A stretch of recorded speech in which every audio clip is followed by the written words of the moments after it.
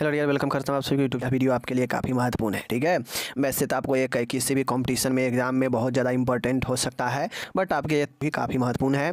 यहाँ पे मैं मिडवाइफरी और गायनेकोलॉजी का जो है ज़बरदस्त जो है आपको 50 क्वेश्चन लेकर आया हूँ, जिसको आप समझते हैं तो आपको बहुत सारे जो है चीज़ें समझ में आएगा। ऐसा नहीं है कि मैं सीधा ऑब्जेक्टिव से बताते चलूँगा, इससे रिलेटेड और सारे जो भी फैक्ट्स होगा मैं सबको जो है बताऊँगा जितना हो सकता है, ठीक है ना।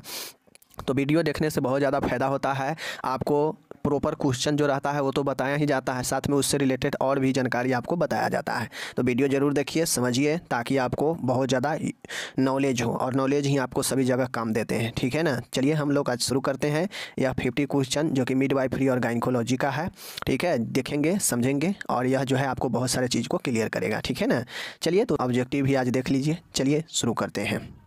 पहला प्रश्न है आपके सामने में, देख लीजिए। सबसे पहले प्रश्न को समझिए। देखिए, हैंगर साइन गर्भ अवस्था के डैश हफ्ते से प्राप्त किया जा सकता है। मतलब जो हैंगर साइन होता है, गुडविल साइन होता है, ठीक है ना। बहुत सारे साइन होते हैं जो कि प्रेगनेंसी के पीरियड में देखने को मिलता है। तो ये सब ये जो हैंगर साइन है यह कितने सप्ताह से प्राप्त कर सकते हैं। मतलब यह जो है हैंगर चिन्ह को गर्भ अवस्था के कितने सप्ताह में आप जो है महसूस कर सकते हैं। तो 6 से 8 सप्ताह में हैंगर चिन्ह जो है दिखने लगता है। अब हैंगर साइन में होता क्या है आप लोग कमेंट करके बताइए, सब हम बता चुके हैं। दूसरा है भ्रूण जो फीटल होता है उसके कपाल मतलब खोपड़ी का सबसे लंबा व्यास प्रस्तुति डैश में होता है। मतलब जो प्रस्तुति होता है, प्रेजेंटेशन होता है, उसमें फीटल का जो स्कल है यह सबसे लंबा व्यास प्रस्तुति में किस में होता है, तो ब्रो में होता है, ब्रो प्रेजेंटेशन में, ठीक है ना। ब्रो प्रेजेंटेशन जो होता है यह सबसे लंबा जो है भ्रूण का कपाल का प्रस्तुति होता है, ठीक है ना, याद रखिएगा। तीसरा है, कहता है भ्रूण के कपाल का सबसे बड़ा व्यास डैश होता है। मतलब देखिए, वो था सबसे लंबा भाग, ठीक है ना, और यहाँ पे है सबसे बड़ा व्यास। भ्रूण के कपाल का सबसे बड़ा व्यास होता है, कौन सा होता है, मेंटो वर्टिकल जो होता है यह सबसे बड़ा व्यास होता है भ्रूण के खोपड़ी का। चूँकि ये सब इसलिए यहाँ पे आ रहा है क्योंकि आप लोग देखते हैं कि जब बच्चे जन्म लेता है तो उसका जो प्रेजेंटेशन होता है, प्रस्तुति होता है, वह सबसे पहले जो है क्या आता है, खोपड़ी ही आता है, ठीक है ना। खोपड़ी का ओसोपिटल जो भाग होता है वही सबसे पहले दिखाई देता है प्रेजेंटेशन में, लेबर में। तो इसीलिए जो है आपको स्कल जो होता है, खोपड़ी जो है, इसको विशेष रूप से पढ़ना पड़ता है। इसी में आपको जो है सेचुअर्स भी रहते हैं, ठीक है। इसी में आपका क्या होते हैं, सेचुअर भी होते हैं, सेचुर्स होते हैं, ठीक है। इसी सेचुअर में जो है आपको फॉन्टेल बना होता है, फॉन्टली होता है, ठीक है ना, जो 6 के संख्या में फॉन्टली होता है। एंटेरियर और एक पोस्टीरियर होता है। एंटेरियर आगे का एंटेरियर फॉन्टली होता है और पीछे का एंटेरियर फॉन्टली होता है।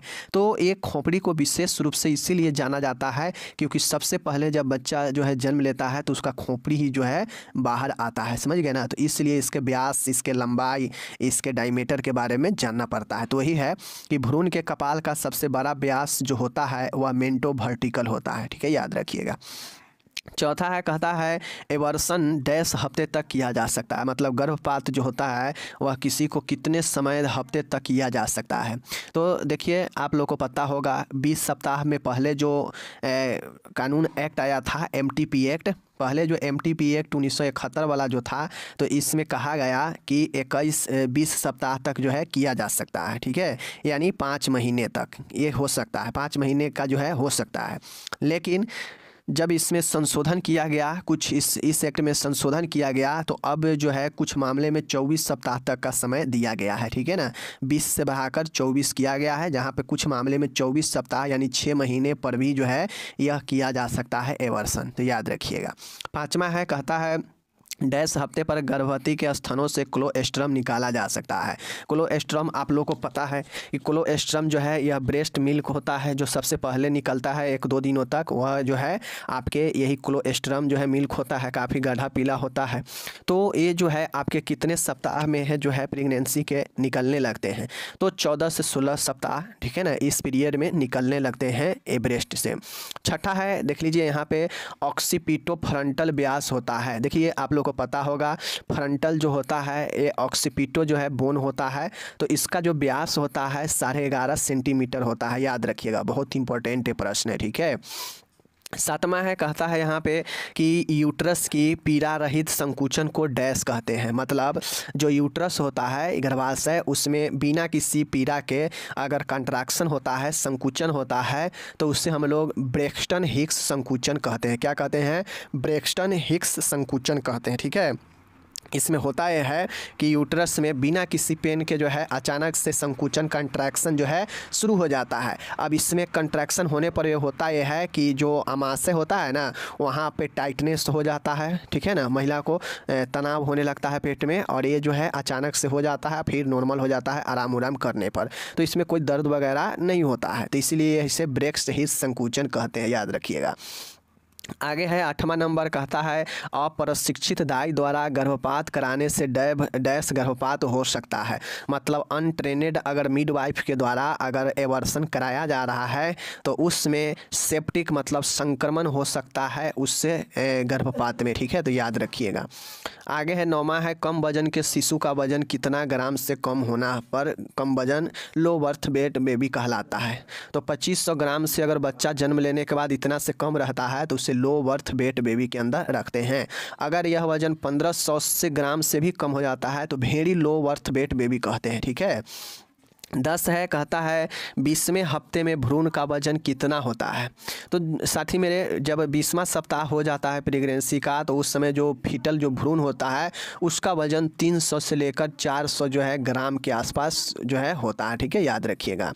आगे है 11, अपरा का भार भ्रूण के भार का कितना होता है। अब आप लोग को पता है प्लेसेंटा जो अपरा यूट्रस के साथ में, जैसे मानिए यह यूट्रस है, ठीक है, इसमें अपरा हल्का सा लगा होता है, इसी से अम्बिलिकल निकला होता है और बच्चे से जो है क्या होता है, बच्चे के नाभि से कनेक्ट होता है अपरा। तो ये जो अपरा का भार होता है वह फीटल के भार का कितना परसेंट होता है, तो माय डियर 1% होता है। ठीक है ना, याद रखिएगा। 12 नंबर है यहाँ पे, समय से पूर्व जो है झिल्ली फटने से अधिक खतरा होने का खतरा रहता है। देखिए, समय से पहले, अब आप लोग को पता है कि जैसे ये बच्चा है, भ्रूण है, ठीक है, यूट्रस में, गर्भ में, अब ये बच्चा को चारों साइड से जो है क्या होता है, झिल्ली से ढका होता है। ठीक है, और जो है इसी के अंदर जो है बच्चा रहता है और एमनियोटिक फ्लूइड भी रहता है। तो जैसे ही झिल्ली फटता है तो बच्चा बाहर आने लगेगा। तो इस कंडीशन में समय से पहले अगर यह झिल्ली फट जाता है तो इससे अधिक खतरा होता है, तो उसमें संक्रमण जो है सबसे बड़ा मेन रहता है खतरा। ठीक है। 13 है, कहता है तीसरी तिमाही में होने वाले पीड़ा रहित का मतलब होता है कि बिना विदाउट पीड़ा के, ठीक है, विदाउट पेन के। तो तीसरी तिमाही में विदाउट पेन के वेजिनल ब्लीडिंग को क्या कहते हैं। तो माय डियर, इसको हम लोग प्लेसेंटा प्रेविया कहते हैं। आप लोग को पता होगा कि प्लेसेंटा प्रेविया जो होता है, इसमें प्लेसेंटा जो होता है वह ऊपर के तुलना में नहीं होकर नीचे जो है स्थापित रहता है। ठीक है, जिसके कारण होता यह है कि यह प्लेसेंटा जो है, प्लेसेंटा प्रेविया रहता है, तो उसमें जो है अचानक से जो है ब्लीडिंग होता है और उसमें बिना किसी पेन के होता है, तो उसका सबसे बड़ा जो है प्लेसेंटा प्रेविया होता है। ठीक है। आगे है 14 नंबर, देखिएगा यहाँ पे कि डैश श्रोणी हड्डियों से मिलकर बना है। मतलब कितने हड्डियों से, जो देख लीजिए, श्रोणी डैश श्रोणी हड्डियों से मिलकर बना है। मतलब जो श्रोणी होता है 4 हड्डियों से मिलकर बना होता है, इसको याद रखिएगा। 15 है, कहता है लेबर की तिथि को डैश कहते हैं। तो आप लोग को पढ़ा दिए हुए हैं, expected date of delivery, EDD, इसी को कहते हैं। इसे संभावित प्रसव तिथि भी हम लोग कहते हैं। 16 है, देखिएगा, जब अपरा निम्न जो है यूट्रस भाग पर आरोपित होता है तो उससे क्या कहते हैं। अभी मैंने ऊपर बताया कि अपरा जो प्लेसेंटा होता है वह यूट्रस के अगर निचले वाले भाग पर आरोपित रहता है तो उससे जो है हम लोग क्या कहते हैं, प्लेसेंटा प्रेविया कहते हैं। और इसमें विदाउट पेन के, बिना किसी पीड़ा के जो है ब्लीडिंग होने लगता है कुछ समय में प्रेगनेंसी के। 17 है, कहता है बाधित प्रसव में उच्च एवं निम्न गर्भाशय के बीच में रीज बनाती है, उससे क्या कहते हैं। मतलब बाधित प्रसव में उच्च एवं निम्न गर्भाशय के बीच में कौन सा रीज जो है, रिंग जो है बनाती है, उसे क्या कहते हैं। तो माय डियर, आप लोग को पता होना चाहिए कि जब लेबर में ऑब्स्ट्रक्शन रहता है तो उच्च एवं निम्न गर्भाशय के बीच में जो है एक रिंग बनता है और उस रिंग को हम लोग रिट्रैक्शन रिंग कहते हैं। ठीक है, कौन सा रिंग, रिट्रैक्शन रिंग कहते हैं। ये सब क्वेश्चन समझने वाला क्वेश्चन, नहीं समझिएगा मस्तिष्क के ऊपर से बाउंस कर जाएगा। नवजात शिशु के मतलब न्यू बॉर्न बेबी के शरीर पर चिपचिपे सफ़ेद पदार्थ को क्या कहते हैं। आप लोग को पता होगा जब बच्चा जन्म लेता है तो उसके बॉडी पर एक जो है चिपचिपे से सफ़ेद प्रकार के पदार्थ लगा होता है। जैसे ही बच्चा बाहर आता है तो उसके शरीर पर एक चिपचिपा पदार्थ सफ़ेद कलर का होता है, उससे हम लोग वर्निक्स कैसियोसा कहते हैं। क्या कहते हैं? वर्निक्स कैसियोसा कहते हैं, याद रखिएगा। 19 है, भ्रूण की पहली गतिविधि को क्या कहते हैं? मतलब भ्रूण के पहले हलचल कहिए, गतिविधि कहिए, इसको क्यूकनिंग कहते हैं। यह 20वें सप्ताह के आसपास जो है महसूस होता है एक महिला में, ठीक है। तो भ्रूण की पहली हलचल या गतिविधि को क्यूकनिंग कहते हैं, ठीक है। अब यहाँ पे है 20 है, योनि द्वारा होने वाले सफ़ेद स्राव को क्या कहते हैं? तो आप लोग को पता होना चाहिए, इससे हम लोग ल्यूकोरिया कहते हैं। ये चीज़ को ध्यान में रखिएगा। यह जो है वाइट डिस्चार्ज को जो है जो वैजिना के द्वारा होता है, इसे ल्यूकोरिया कहते हैं, आप लोग को पता भी होगा, ठीक है।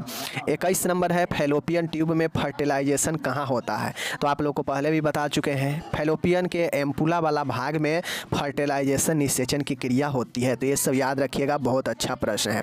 22 नंबर है, कंधे की प्रस्तुति में 22 नंबर है, कंधे की प्रस्तुति में डिनोमिनेटर होता है। डिनोमिनेटर का मतलब होता है, आपको बहुत जगह देखने को मिलेगा।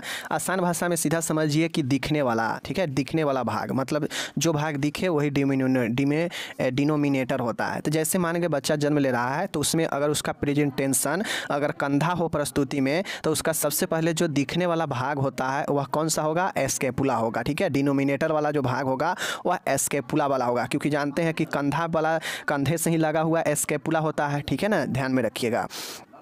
13 है, कहता है एमटीपी एक्ट जो होता है किस वर्ष पारित हुआ?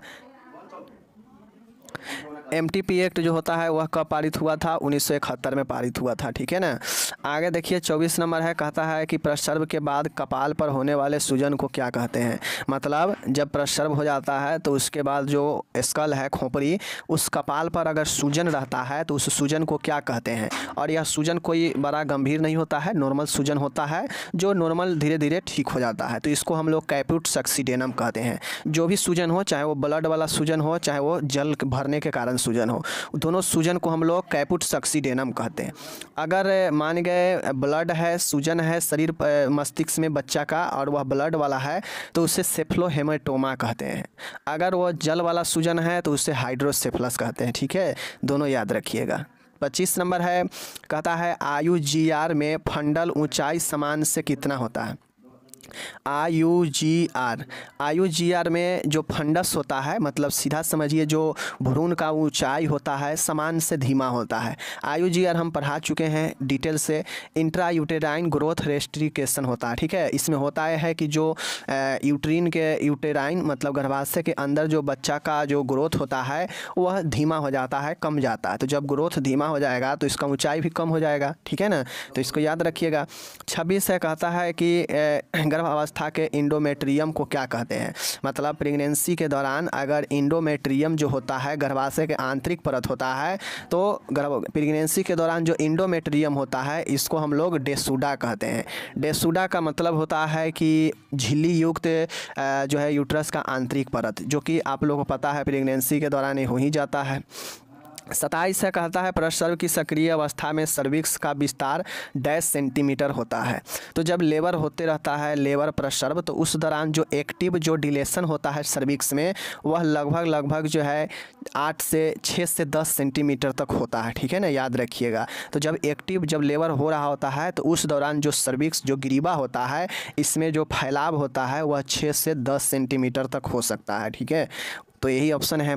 28 से कहता है BCG का टीका बैसिलस कोलमेंट ग्यूरिन टीका डैश के प्रति रोग निरोधी क्षमता प्रदान करता है। किसके प्रति? तो ट्यूबरकुलोसिस TB के प्रति यह जो है रोग प्रतिरोधक क्षमता प्रदान करता है। 29 है, कहता है कि गर्भवती गर्भाशय में जब एमनियोटिक द्रव की मात्रा 300 ml से कम होता है तो उसे क्या कहते हैं? अब ये भी हम पढ़ा चुके हैं, ओलिगोहाइड्रामेनियोज पढ़ा चुके हैं, ठीक है। मतलब आप लोग को मैं एमनियोटिक फ्लूइड जो है पढ़ा चुके हैं कि कब जो है कितने पीरियड में कितना बनता है। तो नॉर्मल जो है 1 लीटर के आसपास में होता है कंप्लीट में, ठीक है। लेकिन 32 से 34 सप्ताह में सबसे अधिक जो है एमनियोटिक फ्लूइड पाया जाता है। लेकिन जैसे जैसे नज़दीक जाता है प्रेगनेंसी के 40 सप्ताह में यह कम जाता है और 500 से लेकर 800 जो है मिली बच जाता है यह फ्लूइड, ठीक है। अगर यह फ्लूइड गर्भ में होना बहुत ज़रूरी है बच्चे के विकास के लिए, ठीक है। अगर यह 300 ml से कम जाता है तो इसे हम लोग ओलिगोहाइड्रामेनियाज कहते हैं, ठीक है। ओलिगा मतलब अल्प उल्बोधक होता है, ठीक है ना। तो 300 ml से कम हो जाता है तो यही होता है, ठीक है। 30 है, कहता है अगला फ्रंटली डैश महीने में बंद होता है। अगला मतलब कहता है एंटेरियर, ठीक है, एंटेरियर। तो एंटेरियर जो फ्रंटली होता है, अगला फ्रंटली जो होता है डैश महीने में बंद होता है, ठीक है।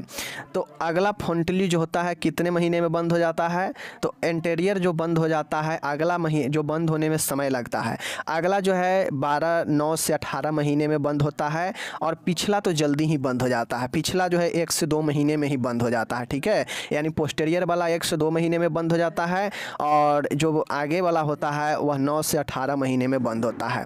अब ये जो फ्रंटली होता है आप लोग को पता होगा, एक पोस्टेरियर होता है और एक एंटेरियर होता है। अब आप लोगों को कपाल के बारे में नहीं पता है तो बता दें। ऐसे मानिए एक बच्चा का कपाल है, खोपड़ी है ऊपर वाला हिस्सा, ठीक है।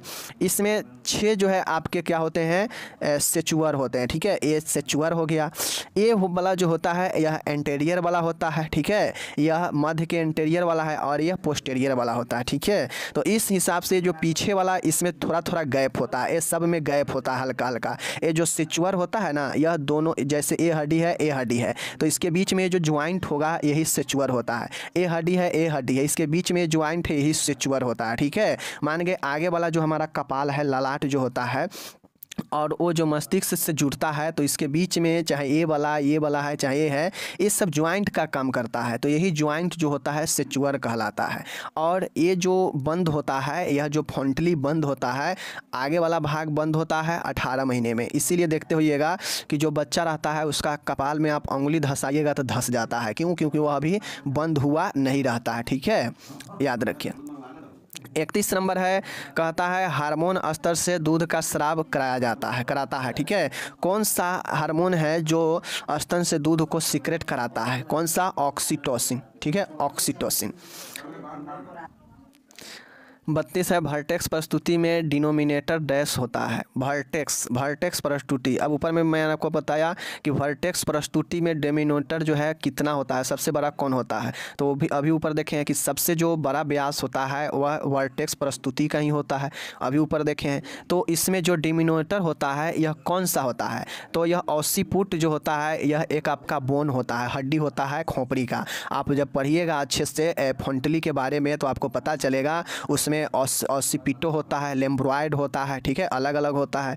तो इस प्रकार जो है ऑसिपुट जो होता है यह वर्टेक्स प्रस्तुति में डिनोमिनेटर का काम करता है, ठीक है। मतलब जब बच्चा जन्म लेता है तो उसका खोपड़ी ही सबसे पहले बाहर आता है सिर का, तो उसमें ऑसिपुट जो होता है यह सबसे पहले दिखने का काम करता है डिनोमिनेटर में, ठीक है, याद रखिएगा।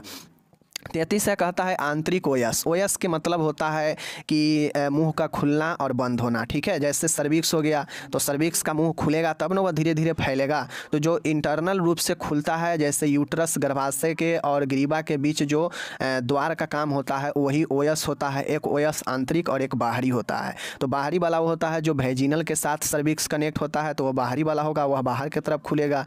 लेकिन यूट्रस के साथ जो सर्विक्स का कनेक्ट होगा वह आंतरिक होगा, चूँकि यूट्रस अंदर में है तो वह कनेक्टिविटी सर्विक्स से जो है आंतरिक ही होता है। तो उसमें जो खुलेगा तो वह इंटरनल ओयस होता है, ठीक है। क्योंकि पता है जैसे यह यूट्रस है, ठीक है, इसी से जो है आपके यहाँ पे सर्विक्स जो है बहुत पतला छिद्र होता है, और उसके बाद जो है यहाँ पे वेजिनल होता है। तो ये वाला भाग अगर यूट्रस से जुड़ा होगा और यहाँ पे खुलेगा तो यह इंटरनल ओयस, और यहाँ पे सर्विक्स जो वेजिनल से कनेक्ट है और यहाँ पे खुलेगा तो ये हो जाता है एक्सटर्नल ओयस। तो ये दोनों ओयस जो है यही होता है। तो इसमें डिलेशन के कारण जो है ये आपके खुलना और बंद होना, या डिलेशन मतलब विस्तारण होता है, ठीक है।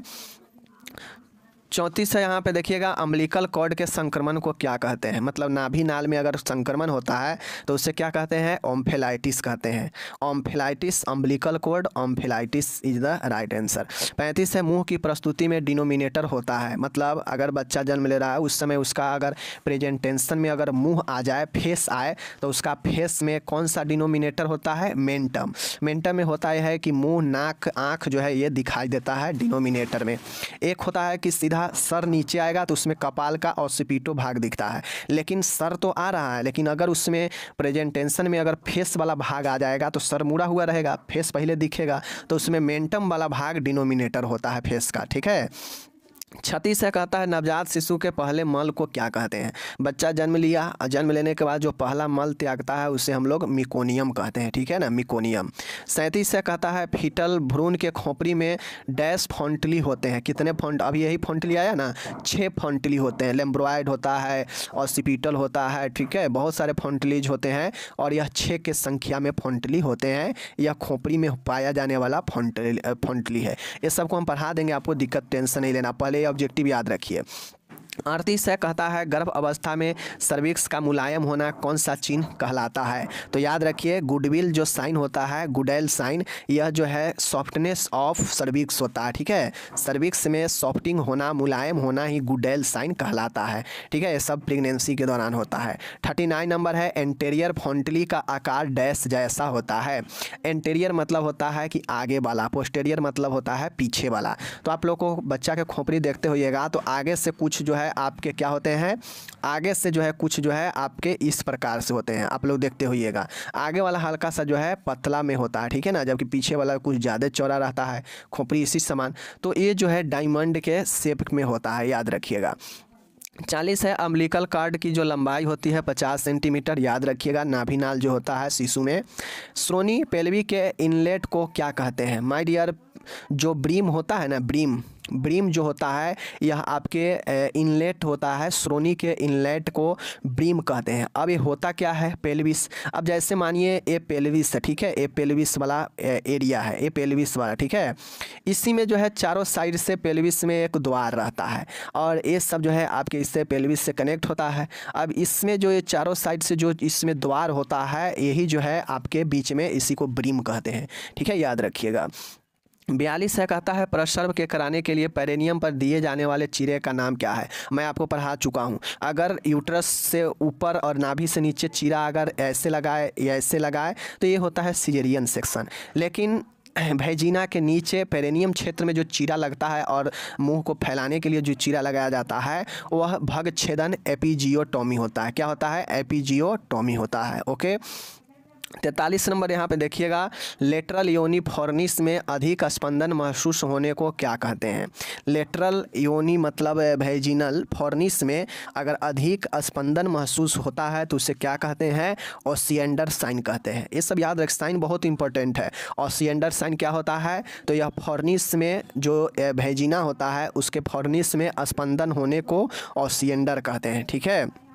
44 है अपरा का अलग होना तथा झिल्ली के साथ जो है वैजिना जो है द्वार से बाहर होना जो है लेबर की डैश अवस्था में होता है। तो आप लोग को पता है कि जो प्लेसेंटा होता है प्लस इसके साथ जो झिल्ली उल्ली जो उतक उतक निकलता है वह जो है यह लेबर के 3rd स्टेज में होता है। ठीक है ना, फर्स्ट स्टेज में पेन वगैरह शुरू होता है, सेकेंड में जो है बच्चा बाहर आता है और थर्ड में जो है प्लेसेंटा और झिल्ली वगैरह बाहर आता है। तो ये तीसरे स्टेज का होता है। ठीक है। 45 है कहता है ब्रेस्ट फीडिंग कराते समय माँ को प्रतिदिन कितना कैलोरी आवश्यकता किलो कैलोरी की होती है। तो आप लोग को पता है 2600 किलो कैलोरी की आवश्यकता होती है। 2500 से लेकर 3000 किलो कैलोरी की जो है आपको आवश्यकता होती है। ठीक है, स्तनपान कराने वाली महिलाओं में। तो ये चीज़ें हैं। 46 नंबर है कि प्रेगनेंसी में प्रोटीन की 1.5 ग्राम प्रतिदिन की आवश्यकता होती है। किलो कैलोरी तो हो गया, अब बात रही कि प्रोटीन कितना चाहिए, तो 50 से 60 ग्राम जो है प्रतिदिन आपको चाहिए होते हैं प्रोटीन। ठीक है, चूँकि प्रोटीन विटामिन किलो कैलोरी ये सब चीज़ की ज़रूरत पड़ती है एक, चूँकि उस समय स्तनपान कराती है माँ। ठीक है ना। समान प्रसव को डैश भी कहते हैं। अगर नॉर्मल लेबर हो जाता है, प्रसव हो जाता है तो इसे यूटोसिया भी कहते हैं। ठीक है। 48 नंबर का है ओवुलेशन के बाद ग्राफियन फॉलिकल को डैश कहते हैं। ठीक है, ओवुलेशन के बाद ग्राफियन फॉलिकल को क्या कहते हैं, कार्पस लुटियम कहते हैं। ठीक है, याद रखिएगा कार्पस लुटियम जो होता है यह ओवुलेशन के बाद ग्राफियन फॉलिकल को कहते हैं। ठीक है। 49 नंबर है, फैलोपियन ट्यूब के सूजन को क्या कहते हैं, बहुत इंपॉर्टेंट है, सल्फेंजाइटिस। ठीक है, सेल्फीजाइटिस जो होता है फैलोपियन ट्यूब के सूजन को कहते हैं, या inflammation of fallopian tube is called salpingitis. Okay. 50 से कहता है प्रेगनेंसी में मासिक धर्म के अस्थायी रूप से बंद होने को क्या कहते हैं, एमनोरिया कहते हैं। अस्थायी रूप से बंद होना मतलब एक होता है कि जैसे प्रेग्नेंट होने के साथ ही जो है आपके मासिक धर्म बंद हो जाते हैं तो वह नेचुरल तौर पे बंद होता है, लेकिन अगर बिना गर्भ के भी अगर यह जो है आपके अस्थायी रूप से बंद हो जाता है मासिक धर्म होना, तो वह एक समस्या का जड़ बनता है और उसे एमनोरिया कहते हैं। एमनोरिया का मतलब ही होता है कि मासिक धर्म न होना। ठीक है, और यह जो है आपके एक समस्या का जड़ होता है। ठीक है ना, याद रखिएगा। तो इस प्रकार से यह 50 प्रश्न आपके लिए काफ़ी महत्वपूर्ण था, जो कि आपके मिडवाइफरी गायनेकोलॉजी से था, मैंने बता दिया। आप लोग इसको पढ़िए, समझिए और अच्छा लगे तो शेयर आगे जरूर कीजिए। ठीक है, धन्यवाद।